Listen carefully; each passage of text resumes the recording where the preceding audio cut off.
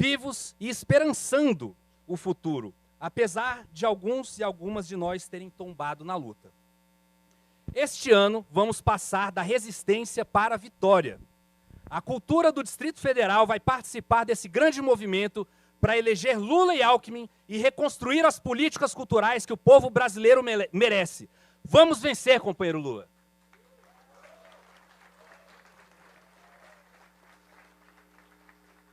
Nós já estamos aqui, então, com a nossa mesa formada, com o companheiro Lula, Janja, Márcio Tavares, Geraldo Magela, Tereza Padilha, atriz, Nilson Rodrigues, produtor audiovisual, Lídia Garcia, professora de música,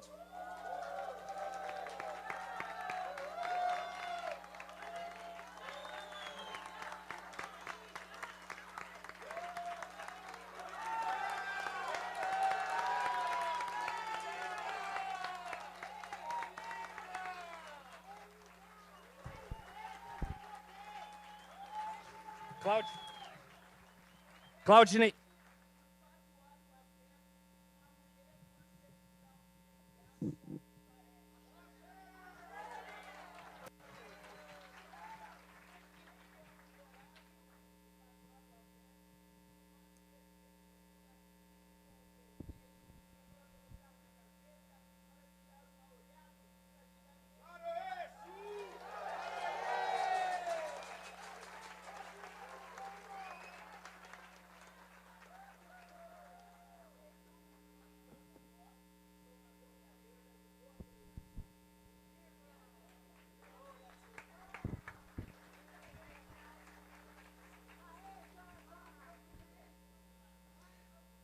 Também temos aqui na composição da mesa Claudinei Pirelli, produtor cultural, Pedro Ivo, representando a Rede, Jairo Mendonça, representando o PCdoB, Rita Andrade, representando o PSOL, Ivana, representando o PT, Pablo Feitosa, representando o PSB, Jean Cunha, representando o PV. Então, vamos passar agora para uma intervenção poética de Ana Luísa Bela Costa, com o poema Não Vou Mais Lavar os Pratos, de Cristiane Sobral.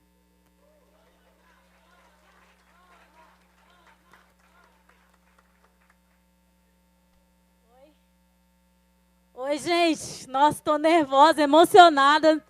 Estou muito feliz, emocionada de estar do lado do meu ex, que eu tenho certeza que vai ser atual. Vamos lá. Boa tarde. Ai, meu Deus. Ai, estou tensa. Vamos lá. Gente, esse poema é de Cristiane Sobral, que é uma mulher negra de Brasília, referência da literatura negra em Brasília, no Brasil, poetisa, professora de teatro. Então, vou recitar o poema dela que chama Não Vou Mais Lavar os Pratos. Para você, Lulão.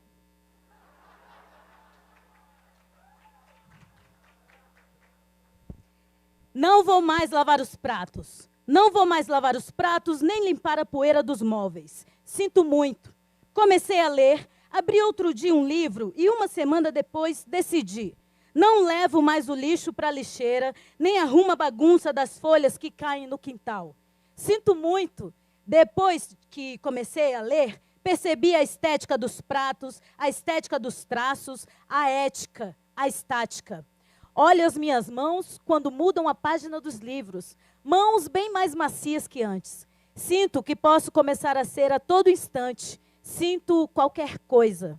Não vou mais lavar, nem levar seus tapetes para lavar a seco. Tenho os olhos rasos d'água. Sinto muito. Agora que comecei a ler, quero entender o porquê. Porquê e o porquê existem coisas. Eu li, e li, e li, e até sorri. E deixei o feijão queimar. Olha que feijão sempre demora para ficar pronto. Considere que os tempos são outros. Ah, esqueci de dizer. Não vou mais. Resolvi ficar um tempo comigo, resolvi ler sobre o que se passa conosco. Você nem me espere, você nem me chame, porque eu não vou. De tudo que jamais li, de tudo que jamais entendi, você foi o que passou. Passou do limite, passou da medida, passou do alfabeto, desalfabetizou. Não vou mais lavar as coisas e encobrir a verdadeira sujeira, nem limpar a poeira e espalhar o pó daqui para lá, de lá para cá. desinfetarei minhas mãos e não tocarei suas partes móveis.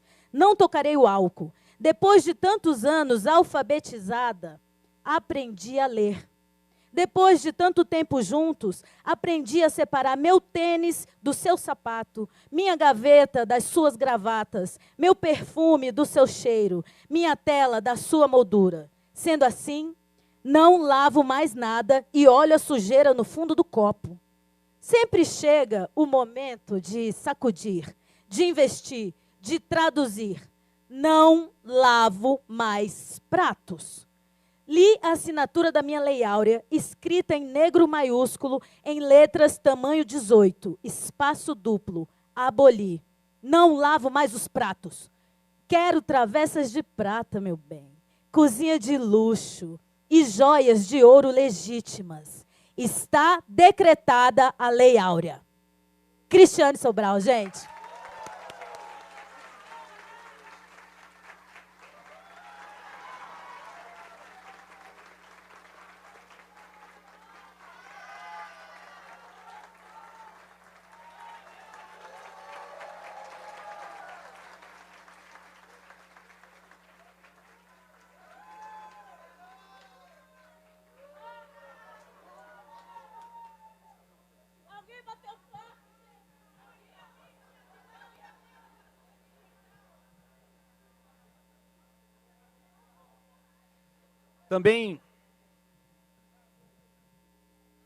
Também temos a presença aqui na nossa mesa do companheiro José Guimarães, representando a companheira Gleise Hoffmann, que está em outra atividade, representando então o nosso PT nacional. Rosilene Correia, nossa pré-candidata ao Senado. E Leandro Grais, nosso pré-candidato ao governo do Distrito Federal. E aqui na plateia...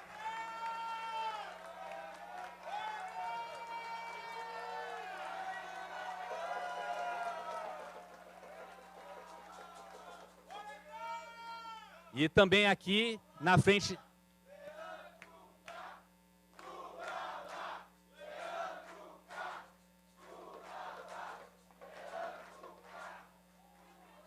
E também aqui na nossa primeira fileira, a companheira Olga Mir Amância, candidata a vice-governadora, pré-candidata a vice-governadora.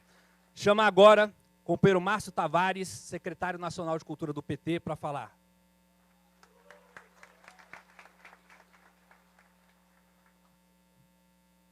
Boa tarde, companheiros, companheiras, companheiros, amigos e amigas da comunidade cultural do Distrito Federal. Eu quero agradecer imensamente a acolhida e a receptividade de todos a essa atividade, mas não podia ser diferente, né? Conversar com aquele que foi o presidente que revolucionou as políticas culturais no Brasil só poderia mobilizar o conjunto da comunidade cultural do DF. Quero agradecer aos partidos aliados e todas as secretarias de cultura que construíram um manifesto que vai ser apresentado aqui, que reuniu mais de 500 assinaturas dessa comunidade cultural, defendendo não só o legado, mas o futuro das políticas culturais no Brasil, que passam pelo retorno de Lula. Companheiros, companheiras, não é muito difícil a gente fazer essa escolha. E para quem é do mundo da cultura, como nós, não é nada difícil. Nesse ano, nós vamos escolher entre aquele que escolheu a guerra cultural e acabou com o Ministério da Cultura e aquele que fez com que o Ministério da Cultura se transformasse num eixo central da promoção de políticas públicas no Brasil. Nós vamos escolher entre aquele que transformou o IPHAN num balcão de negócios para os seus aliados e aquele que fez do IPHAN o lugar do PAC das cidades históricas, que fez do IPHAN o lugar que abraçou não só o patrimônio histórico e artístico material, mas todo o legado imaterial das culturas populares e tradicionais. Nós vamos escolher entre aquele que censurou que derrubou a Ancine, uma política exitosa, e aquele que fez a Ancine, fez o Fundo Setorial do Audiovisual e fez com que o audiovisual brasileiro chegasse a gerar mais empregos do que a indústria automobilística no Brasil e, além disso, a produzir sentido e símbolo para todo o Brasil e o mundo. Nós estamos escolhendo entre aquele que rebaixou o Ministério da Cultura e o seu orçamento, porque a asfixia financeira é a política, um vértice da política cultural do bolsonarismo, e aquele presidente que levou a cultura a ter 1% do orçamento da União, cumprindo pela primeira vez em 2010 a recomendação mínima da Unesco no Brasil. É entre esse legado e essas escolhas que nós estamos aqui. É nítido que a comunidade cultural do DF já escolheu. E nesse momento a gente também precisa referendar e referenciar de maneira muito concreta a luta que cada um e cada uma aqui, presidente, Janja, que tem sido uma grande entusiasta dessas reuniões da cultura e desse movimento cultural que a gente está fazendo e que merece todo o nosso reconhecimento. É preciso dizer que nos momentos mais difíceis do Brasil, quando a liberdade e a democracia esteve em risco, a cultura brasileira, os artistas, os fazedores e os técnicos nunca se furtaram. Durante a ditadura militar, nós estivemos lá combatendo o arbítrio. Em 2016, no momento do golpe, a comunidade cultural se levantou em nome da democracia. Desde 2018, quando a violência antidemocrática aumenta, não existiu um momento em que os fazedores de cultura desse país não tiveram em luta. E hoje, quem faz cultura também faz um movimento político fundamental para a democracia. É por isso que a gente precisa saudar as conquistas que a gente teve nos momentos de dificuldade. Quando a pandemia chegou, a situação de quem trabalha na cultura, que normalmente é de instabilidade, de precariedade, se viu de uma forma muito terrível e muito agravada. Nós aprendemos a lutar.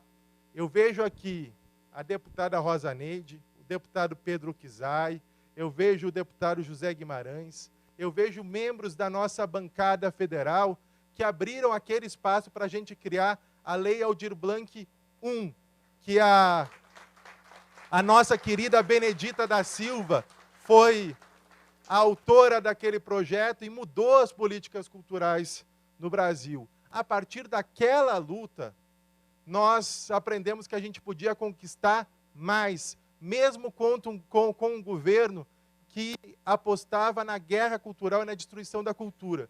E por isso, o ano passado, 2 projetos de leis foram apresentados. A Lei Aldir Blanc II, de autoria da deputada Jandira Fegali, que a gente faz todo o nosso reconhecimento de luta, e um outro projeto que vai fazer diferença ainda esse ano para a comunidade cultural do Brasil nesse momento de dificuldade, que é a Lei Paulo Gustavo. Na semana passada, eu quero pedir uma salva de palmas ao nosso autor da Lei Paulo Gustavo, o senador Paulo Rocha, que acabou de entrar aqui na nossa sala.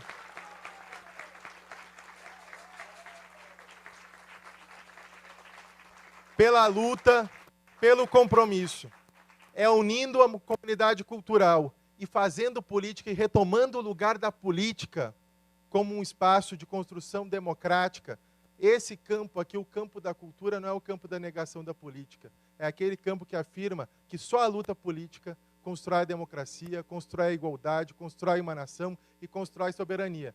Presidente, ontem o senhor falou o seguinte, que a resposta que a gente vai dar à violência política é a nossa tranquilidade e ir para as reuniões portando um livro.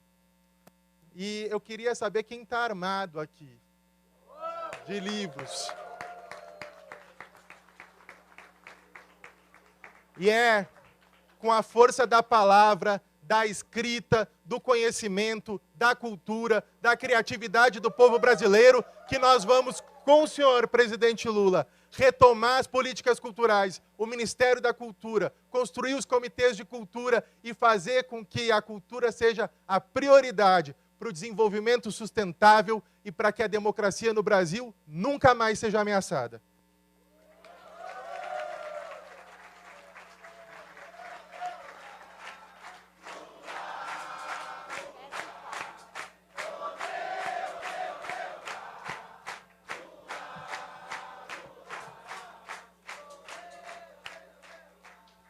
Anunciar também aqui a presença do deputado distrital Fábio Félix, que está presente aqui, grande aliado da cultura.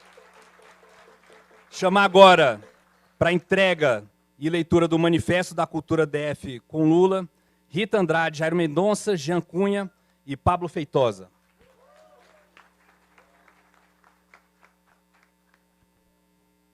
Vou colocar minhas armas aqui no chão, mas depois a gente vai distribuir.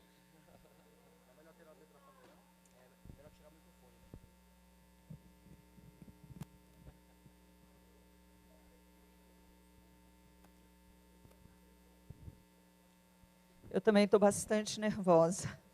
Presidente Lula, esse manifesto foi escrito a várias mãos por representantes suprapartidários que estão apoiando a sua volta à cadeira da presidência do Brasil, cargo máximo da República Brasileira. Esse manifesto foi assinado por mais de 500 profissionais da cultura, artistas, produtores, pessoal do backstage, pessoal da graxa. Foi assinado por diversos fóruns, produtoras, entidades, frentes de luta da cultura do Distrito Federal. E agora nós vamos ler para o senhor. Manifesto da Cultura DF com Lula. A área da cultura precisa ser resgatada do obscurantismo que tomou conta do Brasil desde o início de 2019. A guerra cultural, pautada e praticada no desgoverno Bolsonaro, tem sido de cortes orçamentários, reformas legislativas, trocas incessantes de gestores, ataque às instituições e aos movimentos culturais. Nunca foi tão necessário que um novo governo seja escolhido pelo povo brasileiro em eleições democráticas para a reconstrução do país.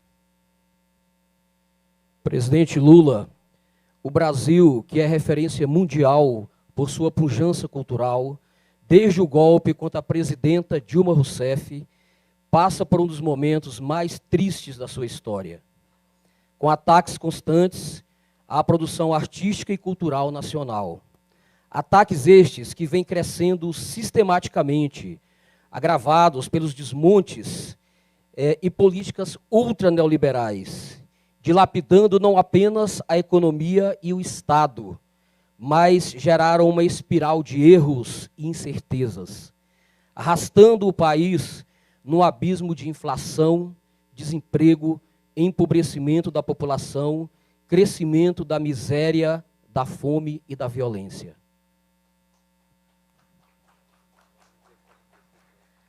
Além disso, a inexistência de diálogo do desgoverno Bolsonaro com o setor cultural foi aprofundada. Percebe-se hoje uma gestão da cultura marcada por interesses reacionários, perseguições ideológicas, destruição e sucateamento de órgãos e instituições fundamentais, e o aniquilamento das políticas culturais duramente construídas ao longo de décadas. São exemplos o sucateamento da Fundação Biblioteca Nacional, do Instituto do Patrimônio Histórico e Artístico Nacional, o IFAM, da Fundação Cultural Palmares, do Instituto Brasileiro de Museus, o IBRAM, da Fundação Nacional de Artes, FUNARTE, os desmontes do cinema nacional, da cultura viva e a criminalização da Lei Rouanet. E por fim, a fragilização do Sistema Nacional de Cultura. Estou tremendo de nervoso também aqui. Vamos lá. Fato é que toda essa política de dilapidação tem afetado brutalmente a classe artística, retirando de muitos a possibilidade de manterem suas produções. E o contexto da pandemia de Covid-19 tornou ainda mais dramática a situação dos artistas e de toda a classe cultural, que perderam mais de 500 mil postos de trabalho em 2020 e até o momento não conseguiram se recuperar na totalidade. São muitos os exemplos de perdas a relatar, o que torna mais urgente que todos os trabalhadores e trabalhadoras da cultura se unam em um projeto comum.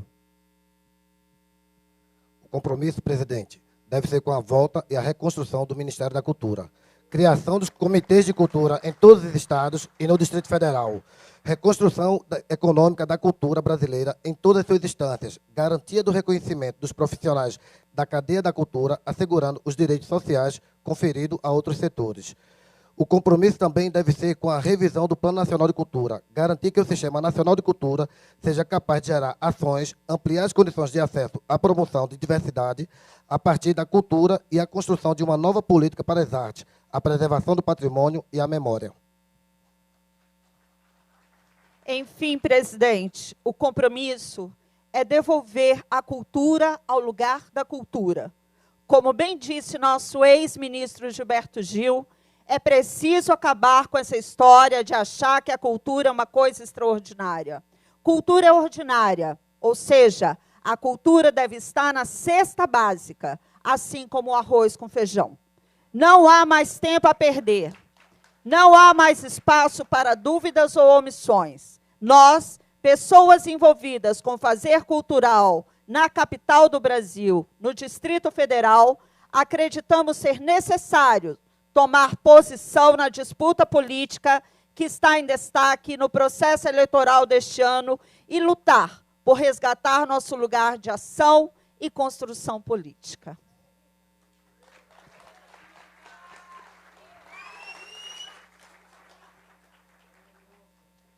Demais, presidente, entendemos que não há, nesse momento, espaço para discutirmos diferenças ideológicas ou tendências dentro do nosso campo, pois o momento exige ação.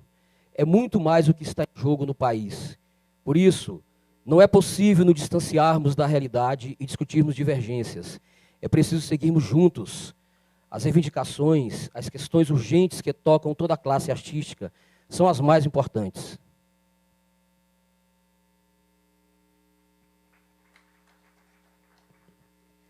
Os compromissos que destacamos e reivindicamos fazem parte das diretrizes do programa de governo da sua pré-candidatura, nosso presidente. Por esse motivo, propomos unir forças e caminhar juntos e juntas.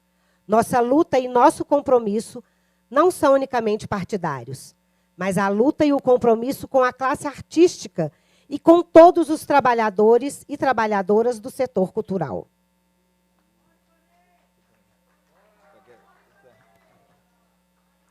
Nós que fazemos, produzimos e vivemos de cultura e pela cultura, que respiramos e criamos com o objetivo de construir um mundo melhor e mais feliz, temos clareza de que a cultura brasileira precisa voltar a fazer parte das prioridades do governo federal, que possamos levar adiante esse resgate e restabelecer o diálogo e a defesa dos nossos interesses e demandas. A partir dessa compreensão, trabalharemos em um projeto comum para a vitória. Lula presidente! Uhul! Vamos entregar para ele. Aqui.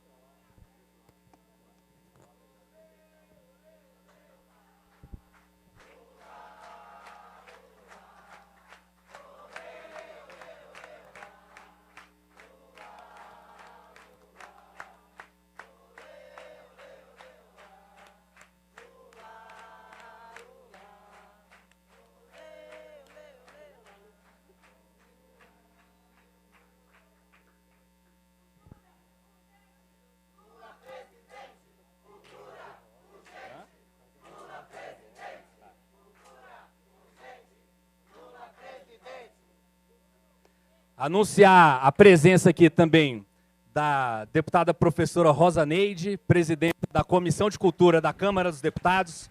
Uma salva de palmas para ela. Do deputado Pedro Uczai, da Queca, pré-candidata a governadora pelo PSOL. E do Pedro Ivo, representante da Rede. Hoje, como é o dia do rock, nós vamos ter aqui uma fala. Gostaria de chamar o Pedro Arcanjo, que é representante do rock aqui de Brasília, vocalista da banda Violator.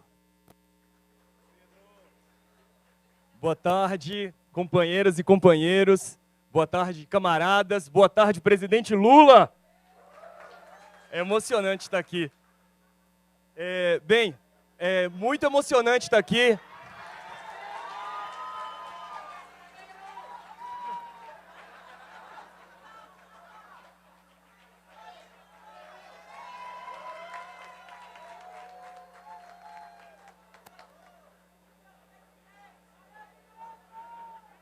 Muito prazer estar aqui, muito honrado, muito feliz com esse convite. Realmente feliz de ver toda a diversidade do nosso campo aqui. Essa é realmente a nossa grande força, é essa nossa diversidade. Muito obrigado. É um prazer estar aqui, muito inesperado também, porque a gente nunca se viu exatamente como representantes da cultura no DF, no Distrito Federal, mas, na verdade, representantes da contracultura, né? Então... Mas ainda assim nós somos frutos totalmente, radicalmente do lulismo, nós somos produtos disso. Nosso primeiro show foi dezembro de 2002, poucos dias antes do presidente Lula tomar posse. Eu entrei numa universidade pública logo nos primeiros meses de 2003. A gente viveu esse processo muito intensamente e vimos esse Brasil desabrochar, esse Brasil crescer, esse Brasil se desenvolver de um jeito maravilhoso, assim. Quando a gente começou, não tinha uma banda que viajava de avião, as bandas viajavam só de ônibus de sacoleiro. Passou pouco tempo, ninguém queria viajar de ônibus mais não, era só avião. E para não tomar muito tempo, eu queria só trazer duas reflexões aqui, duas lições que tem a ver com Lula e heavy metal, e que...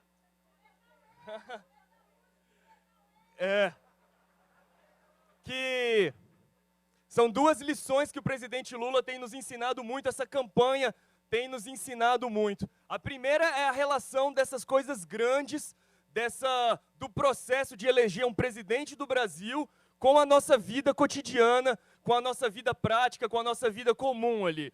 O heavy metal é sempre uma cultura de molecada para molecada, de jovens para jovens, e muitas vezes a gente perde essa conexão. Mas a verdade é que na última década a gente viu uma geração se perder, uma geração cuja as perspectivas, os horizontes, as esperanças foram rebaixadas radicalmente. E é hora da gente mudar isso. Esse pleito, esse momento é totalmente decisivo para a próxima década, para os próximos 10 anos que virão, para a próxima geração que vier, e a gente tem que ter muita noção dessa importância.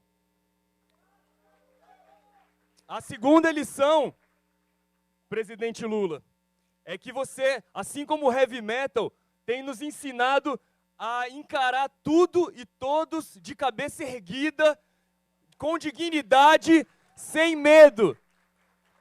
Em 2018, a gente ficou muito assustado. A gente achou que os fascistas estavam tomando conta. O senhor não estava aqui com a gente também para dar essa energia. E a gente ficou com medo, a gente ficou assustado, a gente não queria sair com a estrela do PT, com a cara do Lula, a gente estava com medo. E a gente perdeu muito tempo. Tudo bem, não? Claro, claro. Mas eu acho que a gente perdeu muito tempo, a gente se desorganizou muito, a gente se assustou. E dessa vez é a vez da gente encarar de frente, com cabeça erguida, e ir para cima deles, botar o fascismo de volta no lixo da história. Muito obrigado. Lula presidente!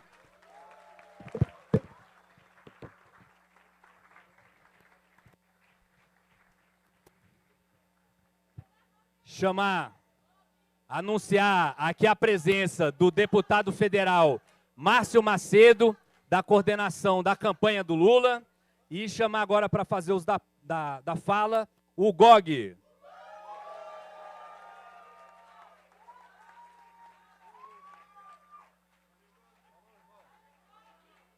A capital do rock também é a capital dos mano.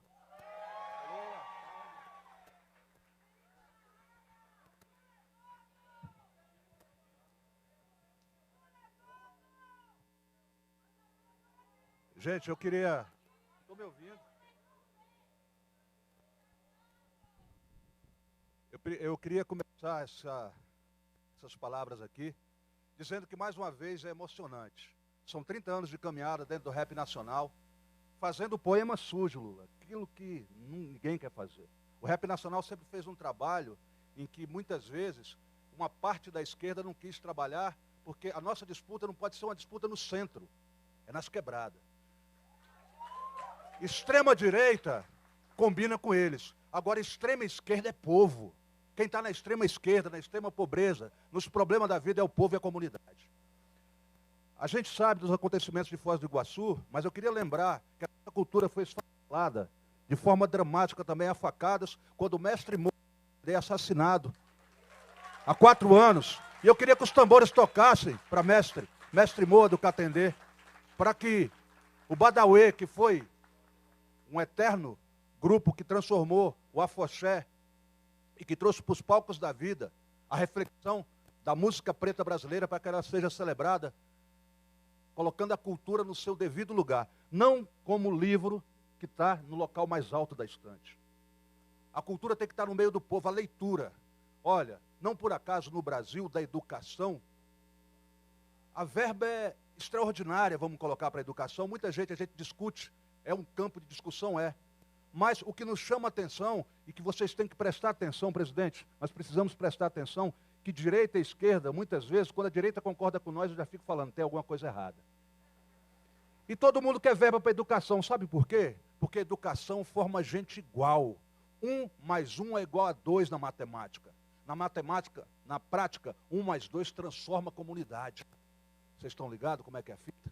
Quando a gente pega e fala de 1 mais 1 e soma essa matemática que só dá 2, dá o egoísmo também, só eu e você. E é onde cria uma família que coloca o muro e que não derruba muros. É preciso derrubar os muros da história. Quem criou a fronteira, criou o cartório.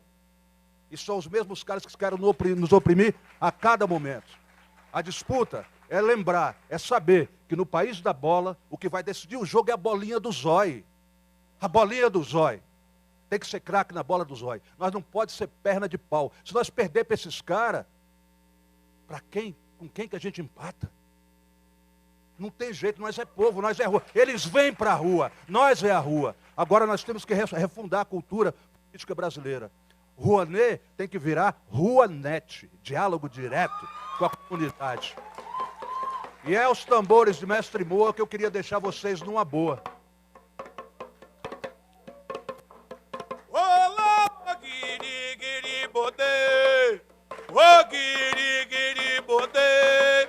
Awasi joro de ode uma fara laro giri.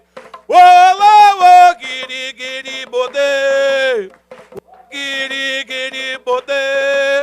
Awasi joro de ode uma fara laro giri. Eu gostaria de agradecer essa oportunidade de ter trago por você, Gog, aqui nesse palco e falar com Oxóssi, cantar para Oxóssi, que é o Deus do amor. Eu gostaria que todo mundo dissesse o quero, o quero, o quero, o quero.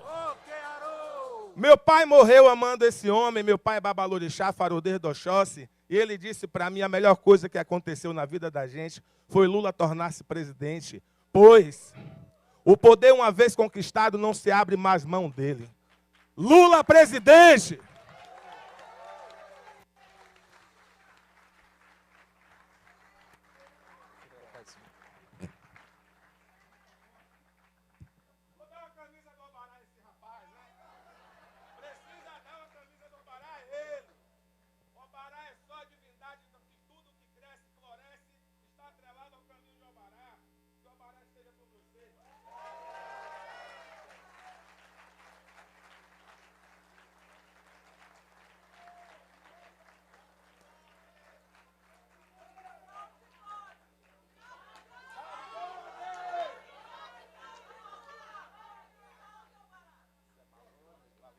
Gostaria de chamar a Esther Figueiredo, decana do Conselho de Educação e Cultura da Bahia, para entregar a comenda Anísio Teixeira.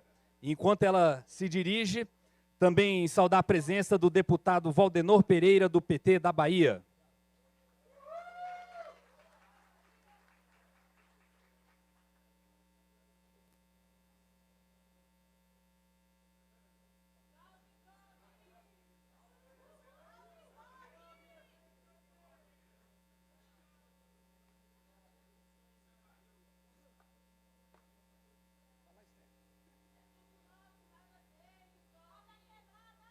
Gente,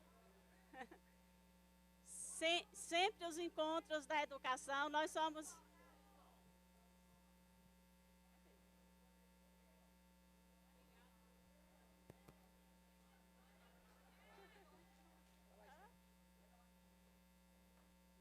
Alô, presidente.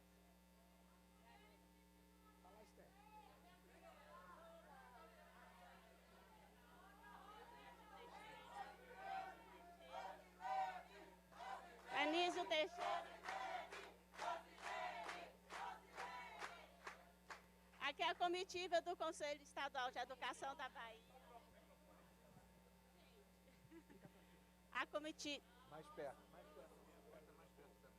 A comitiva do Conselho Estadual de Educação da Bahia, o primeiro conselho que fez praticamente o regramento da educação da Bahia. Nós não poderíamos estar aqui nesse momento, nesse encontro, que faz com que a gente reacenda a chama, entendendo que a educação, como diz Anísio Teixeira, é a máquina da democracia, e o presidente Lula é essa máquina, esse que chega para a gente, que clama e que fala: com educação e cultura a gente faz um grande e um novo Brasil.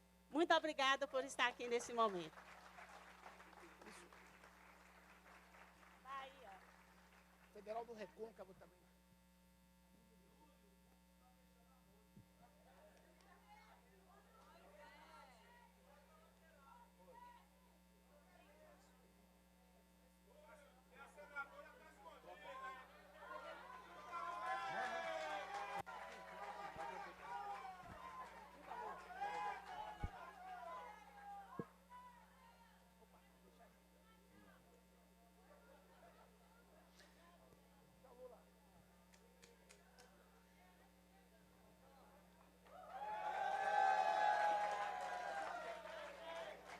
Gostaria de chamar Dandara Silva Alexandre de Lima, presidente da Associação Backstage.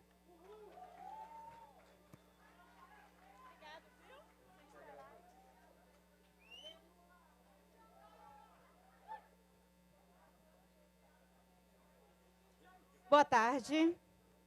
É muito emocionante estar aqui nesse palco hoje, depois de tudo que a gente tem passado com essa pandemia, né? Contar um pouquinho da trajetória do Backstage Brasília. Nós somos a associação que cuidamos da minha voz chegar para vocês. Isso tudo está acontecendo, essa luz está iluminando a gente, esse microfone está ligado porque tem gente lá atrás, invisibilizada, trabalhando para minha voz chegar até vocês. Exatamente. O povo preto é a grande maioria das pessoas do Backstage. A gente precisa olhar para essas pessoas. A gente precisa ter reconhecido no CBO a nossa profissão. A gente não tem direito a CLT. A gente não tem profissão no Código Brasileiro de Trabalhadores.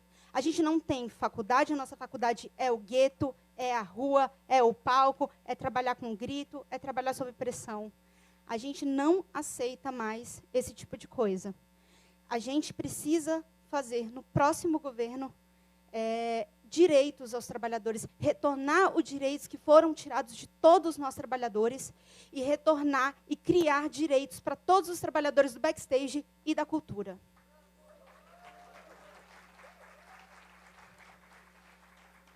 Durante a pandemia, o coletivo Backstage, a gente ainda não era uma associação, a gente distribuiu cerca de 20 toneladas de comida, de cesta básica, para trabalhadores de eventos que não conseguiram acessar os programas públicos de assistência. Isso é um absurdo.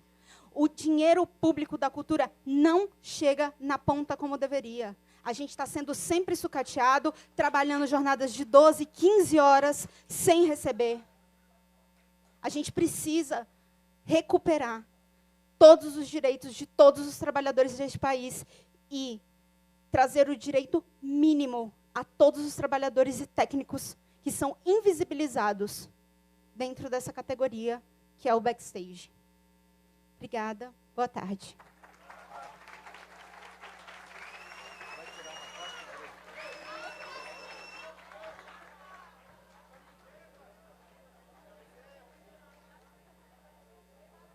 Chama a Márcia Duarte, coreógrafa e dançarina.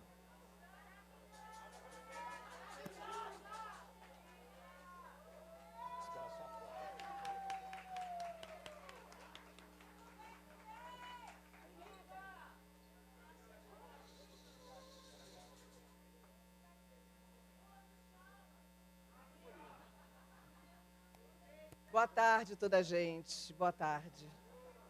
Boa tarde, presidente. Boa tarde, os demais. Bom, assim, para que o coração muito acelerado, né? Não suba na garganta, não impeça a fala e não me faça perder o fio da meada das palavras, né? Eu preferi escrevê-las. Então, eu escrevi aqui para vocês, tá? Foi com um misto de surpresa, expectativa e muita satisfação que eu aceitei esse convite de estar aqui hoje com todos e todas vocês. É, para mim, uma inspiração saber que podemos voltar a ter uma política pública de cultura para esse nosso enorme, querido, grande país. Na realidade, a reconstrução de uma política pública de cultura que seja inclusiva, democraticamente discutida, que olhe para as necessidades da população brasileira e dos diversos setores das artes. Reconstrução fundamental, necessária, vital, depois de tanta frustração, da tragédia que tem sido fazer arte e cultura nesses últimos 4 anos no Brasil.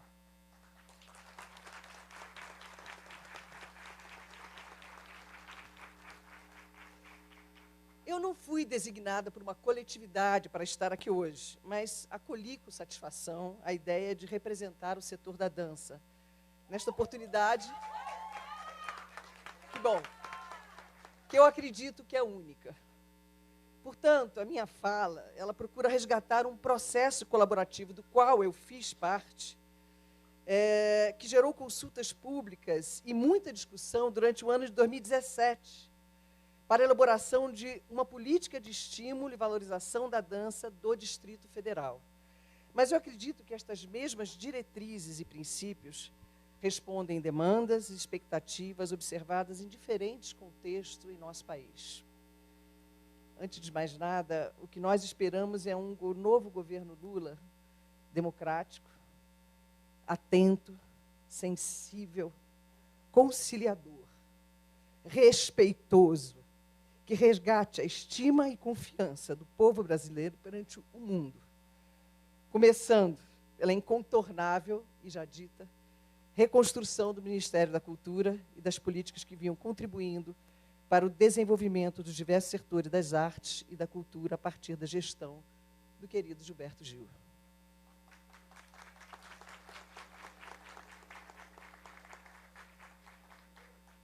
Quantas expectativas do setor da dança, eu creio que esperamos, presidente Lula.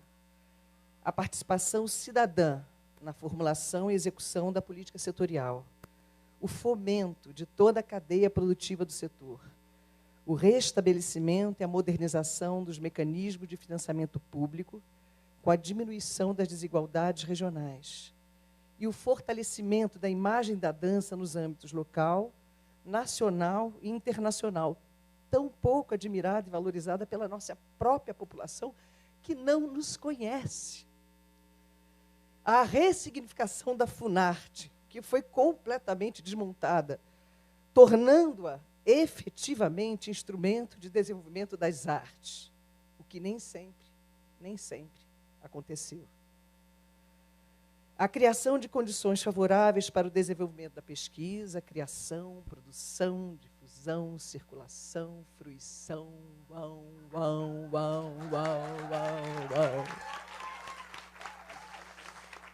e fomento das ações de intercâmbio local, nacional e internacional. E que tudo isso signifique, na verdade, a sensibilização de novos públicos, aproximando a comunidade das práticas da dança, respeitando a cidadania, a diversidade, a inclusão e a acessibilidade no fazer e no fruir, por meio do fortalecimento da educação artística nas escolas, na capacitação de seus professores,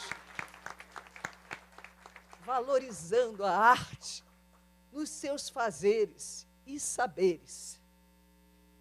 Por fim, eu queria trazer um verso simbólico sobre a impermanência que nos ensina que tudo passa e a roda gira.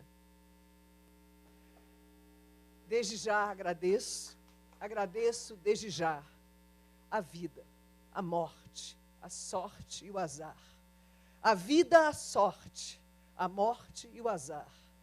A vida, o azar, a morte e a sorte de ter o presidente Lula de novo conosco.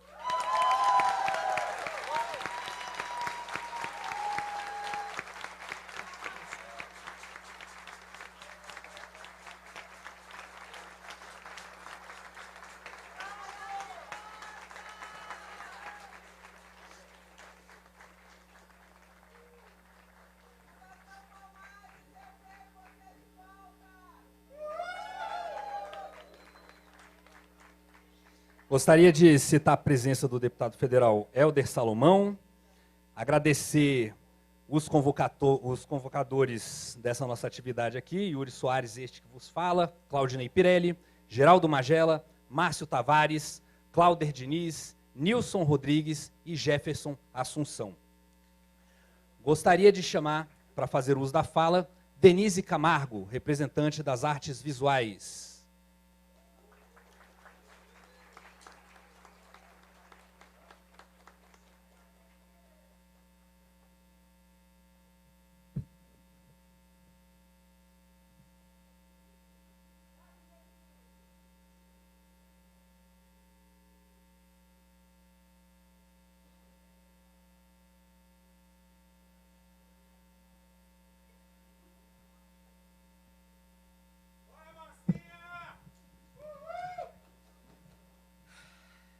Difícil falar depois da Márcia, né? Já estava difícil, ficou mais difícil.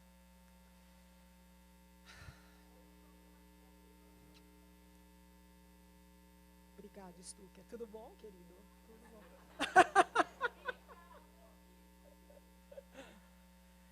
Quando eu recebi o convite para esta fala, também em nome dos meus pares da cultura, das artes, da nossa vida de companheiros, companheiras que seguem corações à esquerda, pensei em falar do meu próprio lugar. Sou uma mulher negra, nascida na zona norte de São Paulo, lá na periferia, que eu chamo carinhosamente de Vila Mandioquinha, porque era um lugar meio sem nome, meio sem espaço. Pensei em falar do meu lugar de estudante e como eu cheguei às artes, única moça negra, na formatura lá na Escola de Comunicações e Artes da Universidade de São Paulo. Não havia a menor chance que aquele fosse o meu lugar, mas foi. Pensei também em falar do meu lugar de professora na Universidade de Brasília, universidade pública, que comemora a todo tempo a presença e o resultado das ações afirmativas, das políticas de cotas sociais e raciais, e o quanto isso tem sido importante para todas essas pessoas que ali estão. Para mim, particularmente, mais ou menos também a única professora negra no departamento, tenho ali mais um outro colega, mas a única mulher negra ali também sou eu. Por que a gente demora tanto para chegar nesses lugares que deveriam ser de todos nós, de todas nós, né? Pensei em falar do meu lugar de mulher brasileira, que acompanhou com alegria os governos Lula e Dilma, e que tem um coração espicaçado, devastado, todos os dias, desde o golpe e das eleições de 2018. Também pensei em falar nisso. Mas eu preciso falar da artista e gente de cultura que eu sou e que aqui somos, que tem também o coração triturado todas e todas as vezes em que o estado de coisa que vivemos retira de nós, artistas, das artes visuais, das artes do corpo, de fotógrafos e fotógrafas, Stucker, de quem eu sou absoluta fã. Desculpa, presidente, eu já chego aí. Artistas de rua, escritores e escritoras, desculpe. A nossa única arma, a arte, melhor dizendo, a nossa única alma, a arte. Por isso, presidente, nós precisamos de políticas públicas para as artes e para a cultura. Precisamos de volta dos nossos espaços públicos de expressão, para a nossa expressão, dos editais de fomento, dos pontos de cultura, dos pontões de cultura, da presença do registro e da preservação dos nossos griots. É o que nós precisamos.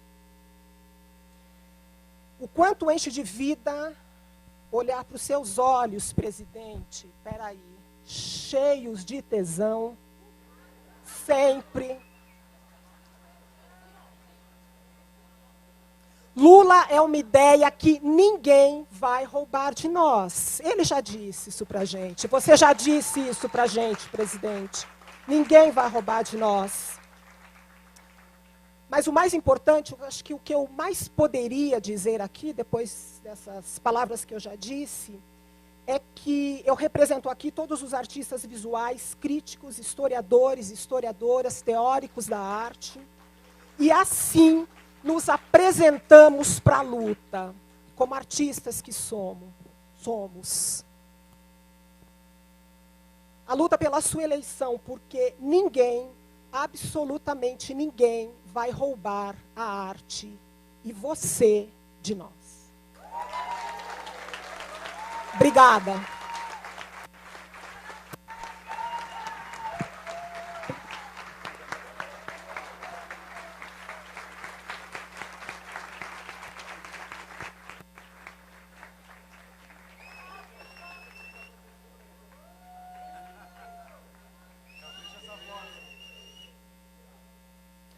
Gostaria de citar a presença do ex-governador Rodrigo Hollenberg, está aqui presente conosco. Também está presente aqui conosco a mestra Martinha do Coco. E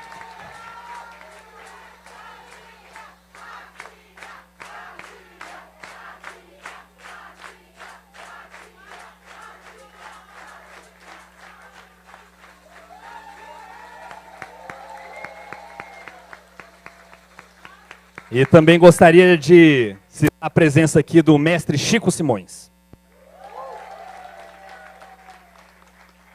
Chamar para a entrega de um fuxico produzido pelas bordadeiras do DF, Maria Laura, Maria José Bueno, Ana Maria Rezende, Odúlia Capelo Barroso, Laura de Barros Lima, Dora Sugimoto, Marilza de Macedo Barbosa, que são do grupo de bordadeiras.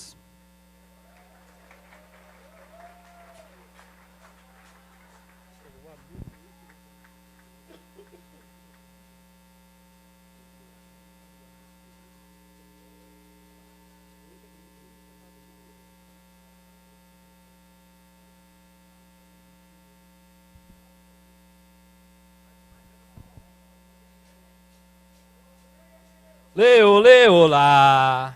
Lula, Lula. Olê, olê, olê, olá. Lula, Lula. Olê, olê, olê, olá.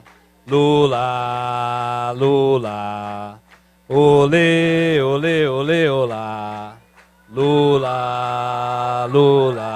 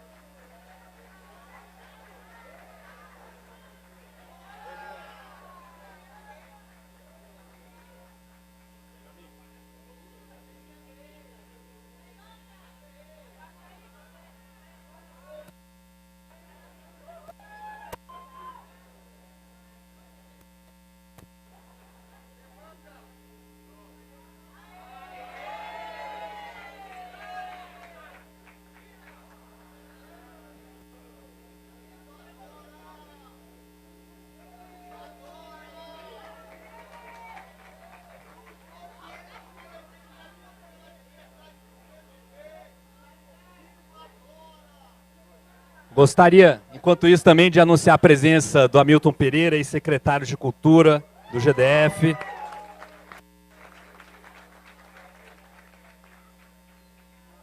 Rony César, representando a Federação do Break. E gostaria de chamar agora, para fazer o uso da palavra, José Regino, que é ator, palhaço e diretor de teatro.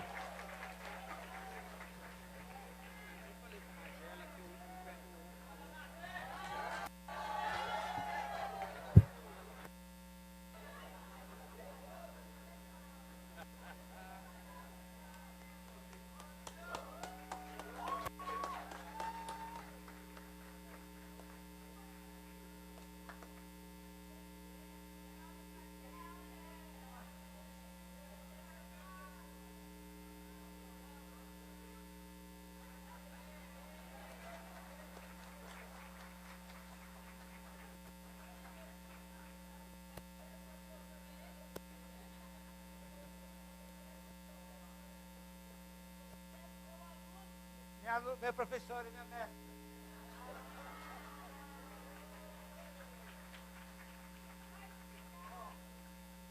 Eu só vou cantar para você não passar vergonha, tá? É porque não é... Bom, vamos lá.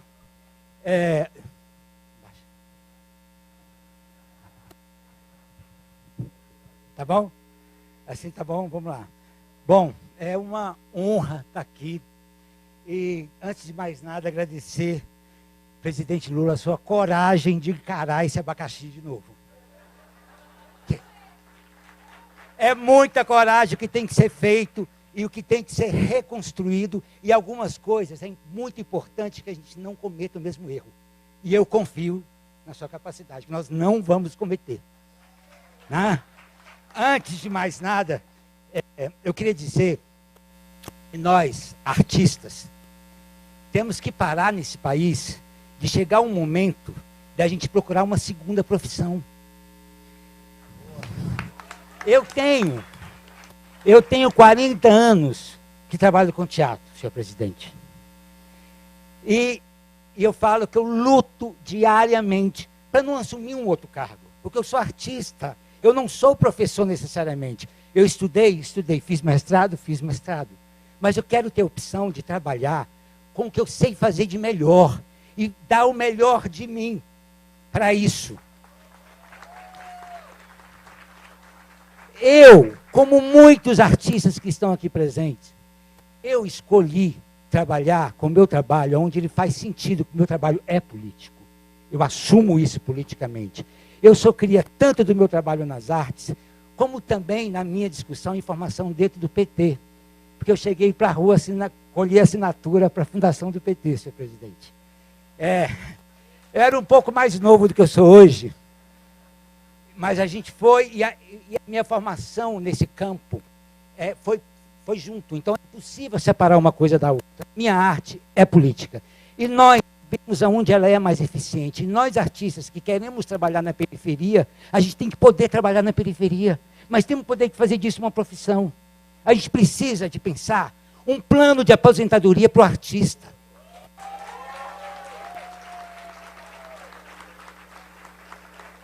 Pensar um plano de carreira, de como a gente pode construir essa carreira. Por que o jovem da periferia não pode sonhar em ser artista?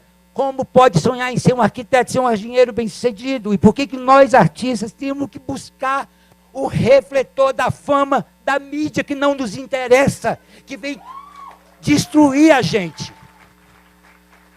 Eu não quero colocar minha cara lá. Eu não quero ter que participar de um Big Brother da vida. Eu não quero. Eu quero continuar a trabalhar na periferia, que é onde o meu trabalho é mais eficiente e faz sentido. E nós temos esse direito. Certo? Então, senhor presidente, bom, deixa eu ver aqui o que mais. Peraí, meu óculos. Eu tinha anotado aqui, porque eu fui pego de surpresa. Ah, tá. Outra coisa importantíssima. Nós nunca deixamos o trabalho de base de lado. Nunca. Mas, senhor presidente, me perdoa, mas teve um momento que vocês pararam de ouvir a gente. Vocês pararam. Nós, da militância de base, sabemos disso. E pedimos encarecidamente, senhor presidente, não esqueça da gente dessa vez. Ouça, a gente tem muita coisa que a gente observou, que a gente viveu. A gente pode contribuir, acredita. Não precisa de alguém da elite falar em nosso nome. Nós temos palavras e sabemos o que queremos.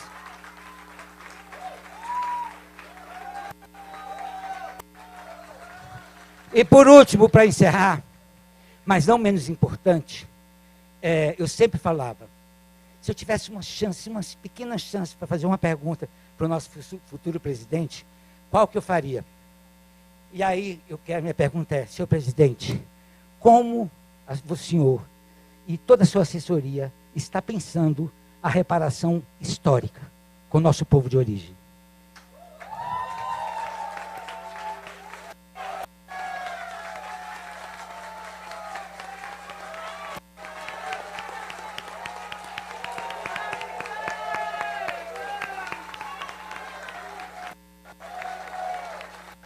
Chamar para fazer o uso da fala, Jefferson Assunção, escritor, em nome do Comitê do Livro, Leitura e Literatura.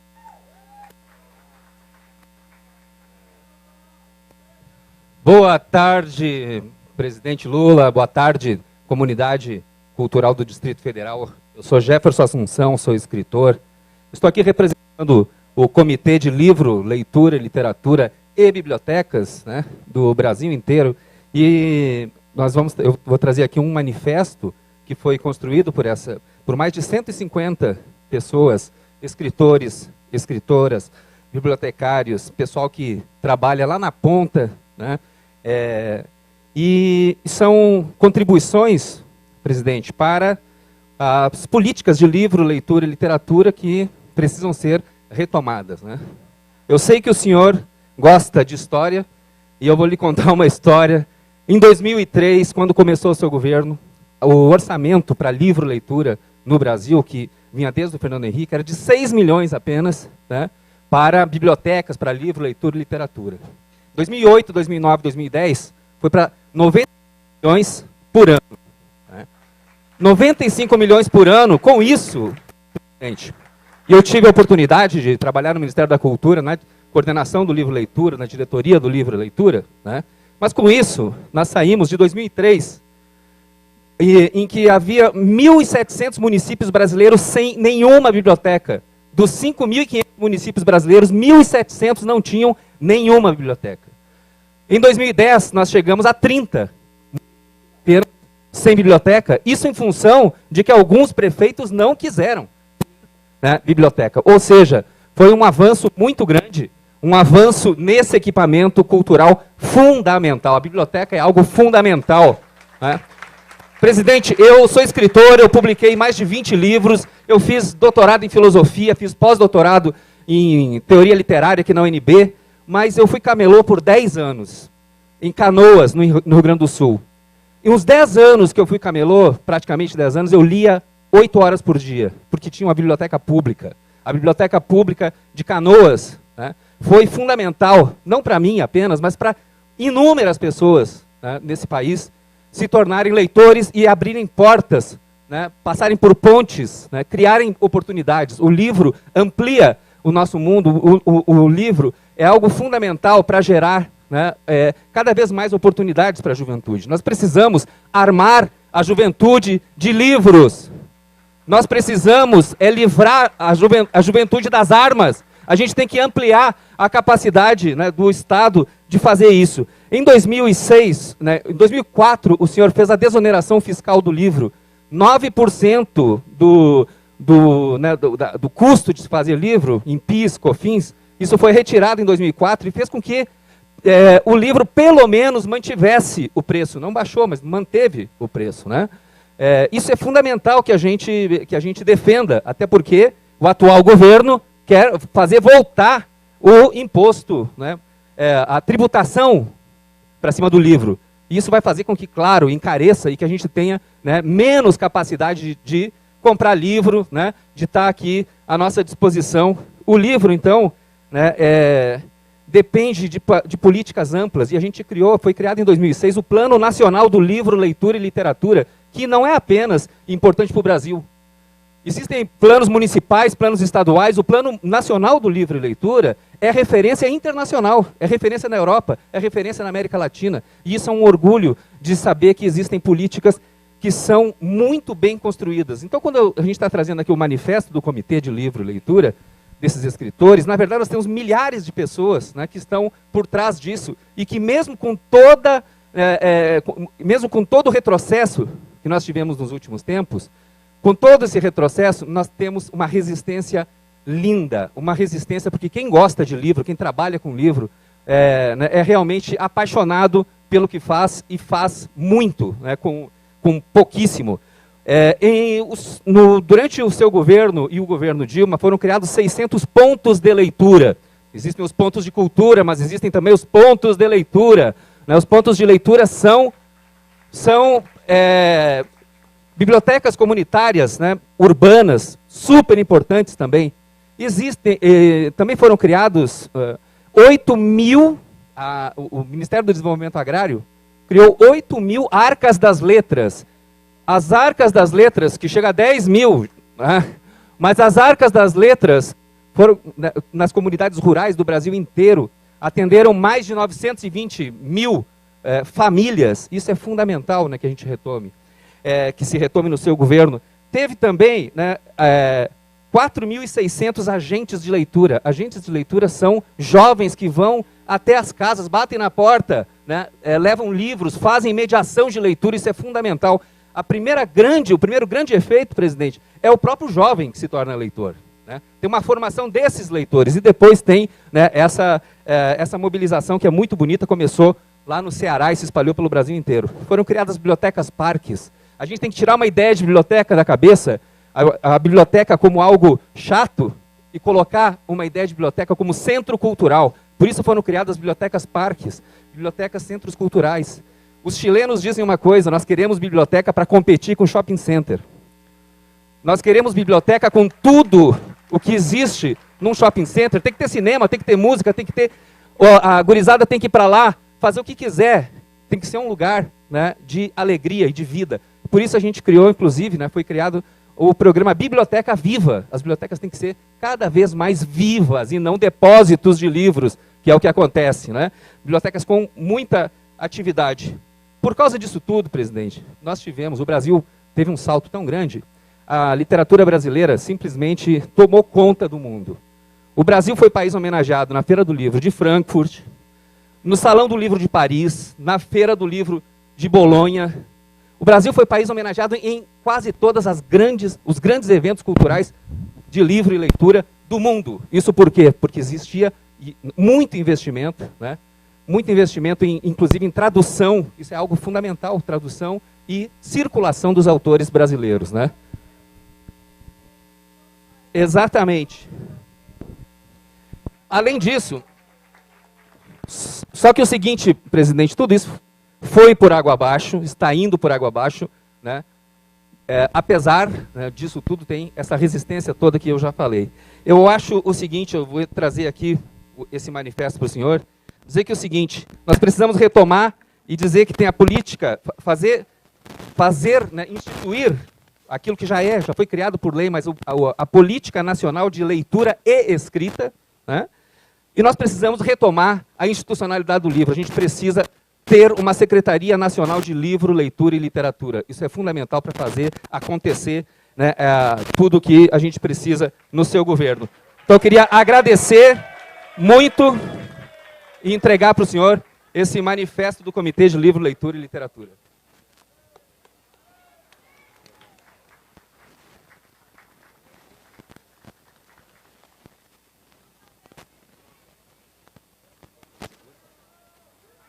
Segura o livro.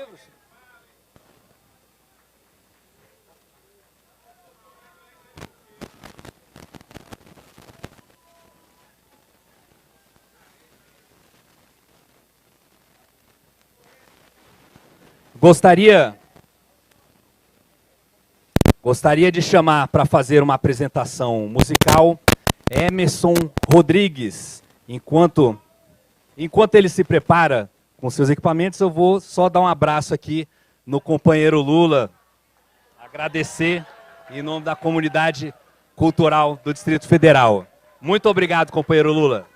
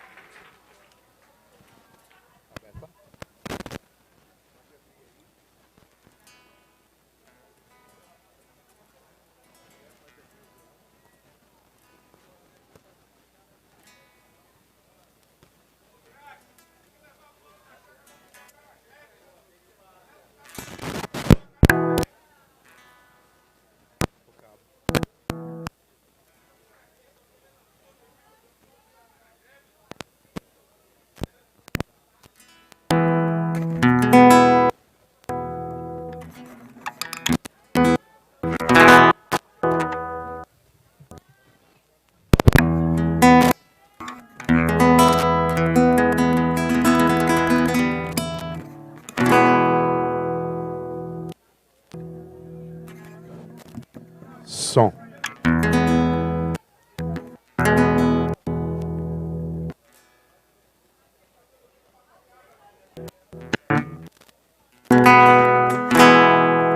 Boa tarde a todos e a todas aí. Aos manos, as minas e as monas principalmente aí. Beleza? Meu nome é Emerson, sou do coletivo de samba, Samba da Guariba. E confesso a vocês aqui, eu já toquei para muita gente. Já toquei para um público de mais de 65 mil pessoas já. Mas nada se compara à experiência que eu estou tendo agora. Presidente, eu te amo, cara. Eu te amo.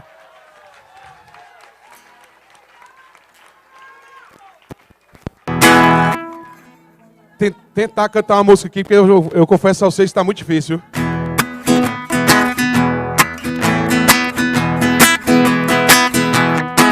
O homem chega, já destrói a natureza, tira a gente, põe represa, diz que tudo vai mudar. E o São Francisco lá pra banda da Bahia diz que dia menos dia vai subir bem devagar. De passo a passo vai cumprindo a profecia do beato que dizia que o sertão ia alagar. O sertão vai virar mar, dá no coração, com medo que algum dia o mar também vire sertão. Vai virar mar, dá no coração, com medo que algum dia o mar também vire sertão.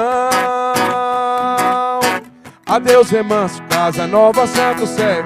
Adeus Pilão Arcado, veio o rio te engolir. Debaixo d'água lá se vai a vida inteira. Por cima da cachoeira o gaiola vai surgir. Vai ter barragem no Salto de Sobradinho, e o povo vai se embora com medo de se afogar. O sertão vai virar mar, dá no coração, com medo que algum dia o mar também vire sertão. Vai virar mar, dá no coração, com medo que algum dia o mar também vire sertão.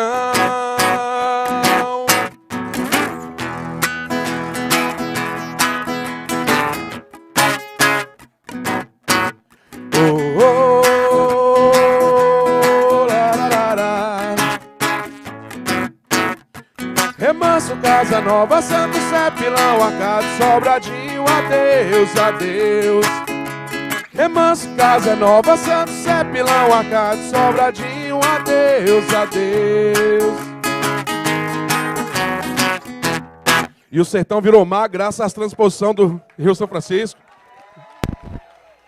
Eu queria chamar o companheiro Vitor, professor Vitor aqui, para tirar uma foto comigo, com o presidente Lula, e fazer inveja para um bocado de gente aí, viu?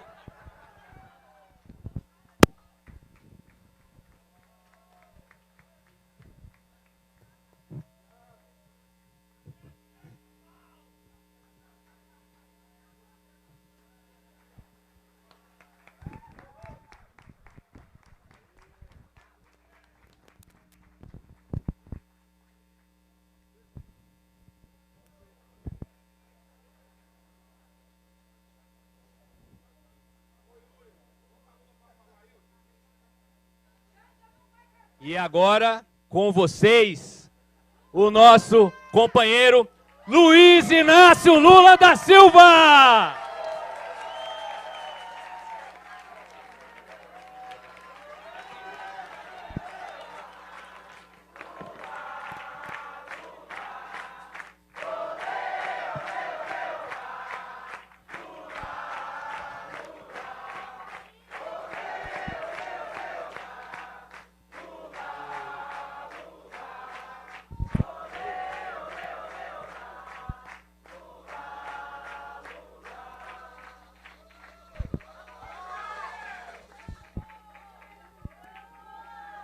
Bem,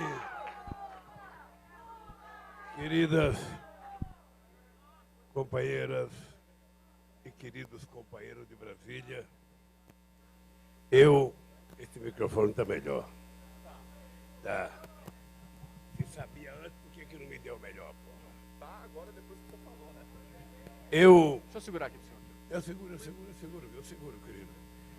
Ainda posso segurar o microfone. Eu quero dizer para vocês que é muito leve para um presidente da República conversar com o seu povo. Porque a gente aprende aquilo que a gente não sabe. Às vezes a gente aprende aquilo que a gente nem sabia que existia. E o que as pessoas reivindicam para nós é o direito de nós sabermos que existe muitas coisas que nós não sabemos. Eu acho que a diferença entre eu e outros governantes que já passaram pela presidência da República é que eu não tenho a sabedoria de saber tudo. Eu acho que a gente está sempre aprendendo. Por isso é que a gente não pode perder nunca a nossa capacidade de ouvir mais do que falar. Porque tem gente que pensa que sabe tudo. Tem gente que às vezes não permite que uma pessoa termine um raciocínio, já corta no meio. E é muito bom ouvir. Sobretudo nessa questão de cultura. Quando eu fui eleito presidente, eu não tinha relação de amizade com o Gilberto Gil. Eu apenas queria um cara que fosse importante na cultura, uma pessoa que tivesse credibilidade na cultura, uma pessoa que eu gostasse e uma pessoa que fosse negra. E o Gil representava tudo isso. O Gil era do PV. O PV nem tinha me apoiado naquela campanha de 2003. Mas eu já não estava mais procurando voto. Eu estava procurando quem me ajudasse a governar esse país. E muitas vezes os presidentes eleitos, eles não gostam de conversar com as pessoas, porque as pessoas reivindicam. E muitos políticos não gostam de ouvir reivindicação.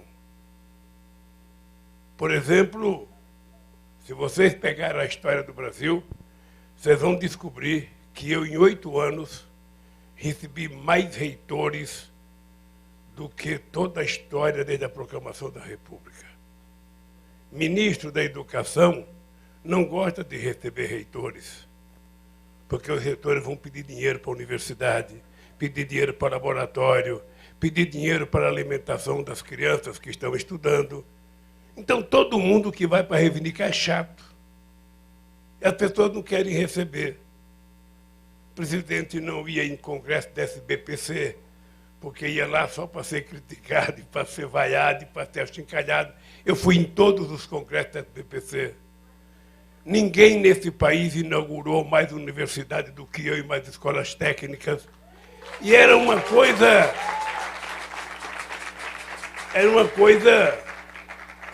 que estudante não permitia, não aturava. Eu lembro que quando eu tomei posse, o Cristóvão era ministro da Educação no primeiro ano, e ele foi na Universidade Federal de Goiás. E lá houve um grupo de alunos que deitou no chão para não deixar o Cristóvão entrar na universidade. Eu nunca tive nenhum problema em nenhuma universidade. Nunca tive um problema em nenhuma escola técnicas. Porque o que nós precisamos aprender é tratar as pessoas com um pouco de respeito. Eu não sei tudo o que vocês falaram. A única coisa que eu sei é que a cultura é uma coisa muito mais rica do que aquilo que a gente vê na Rede Globo de televisão. É muito mais rica do que as tardes de domingo do SBT, da Record, sabe, da Bandeirantes. A cultura, que é germinada por esse povo extraordinário, ela às vezes não é conhecida além de uma cidadezinha pequena, porque ela é praticada só lá. Os prefeitos gastam fortunas fazendo shows com artistas que cobram até 1.200.000 para fazer um show. E não é capaz de gastar R$30 com um grupo de teatro local, com um grupo de música local. Sabe, não é capaz. Porque é uma sociedade formada por uma elite dirigente incompreensível. E tem razão de ser assim, porque a elite brasileira nunca quis que o povo tivesse acesso à cultura. Nunca quis que o povo tivesse acesso à educação. O saber é uma coisa complicada. Aqui neste país, as pessoas que iam estudar em Nova York, estudar em Boston, estudar em Londres, estudar em Paris, não podia nem entrar com um livro que falava da Revolução Francesa aqui, da independência americana ou da Guerra Civil Americana, porque eles não queriam que aqui dentro o povo soubesse que estava acontecendo coisa lá fora. Ô, gente, eu não tenho diploma universitário, mas eu tenho compreensão que alguma coisa está errada. Eu tenho compreensão como é que pode um país mais pobre do que nós, como o Peru, ter a sua primeira universidade em 1554 e a nossa só veio em 1920, 450 anos depois. Alguém precisava me explicar por que nós, o território maior da América Latina, por que nós, um país muito grande, Sabe, não tínhamos acesso à formação. Era porque a gente tinha a nossa cultura, o nosso desenvolvimento baseado na escravidão de seres humanos. E essa gente não podia saber. Essa gente não tinha que conhecer nada, porque era importante que a gente fosse submisso. Era importante que a gente andasse com uma cangaia no pescoço e não levantasse a cabeça. E nós precisamos mudar isso. Porque a história do Brasil ela é contada sempre diferente daquilo que ela foi verdadeira. Por exemplo, tudo que nós sabemos é que a independência do Brasil se deu porque Dom Pedro, num gesto de grandeza, foi lá no Riacho Ipiranga, lá na casinha. O meu instituto é encostado no Museu do Ipiranga, da casinha de Dom Pedro, do Riacho, que ele gritou lá, independência ou muerte, né? E vocês percebem que o quadro que retratou a pintura só tinha gente da elite. A única coisa que aparece do mundo do trabalhador é um coitadinho num carro de boi, que acho que era eu. E aí, você aprende, quando você vai futucar, porque a molecada na escola não aprende, que a independência só se consolidou nesse país quando, no dia 23, no dia 2 de julho de 1823, os índios, os negros e o povo brasileiro conseguiram expulsar definitivamente a coroa portuguesa do Brasil.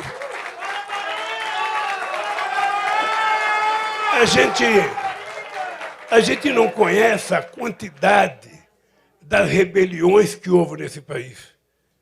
Porque a história é sempre contada que o bandido é o pobre e o mocinho é o Estado.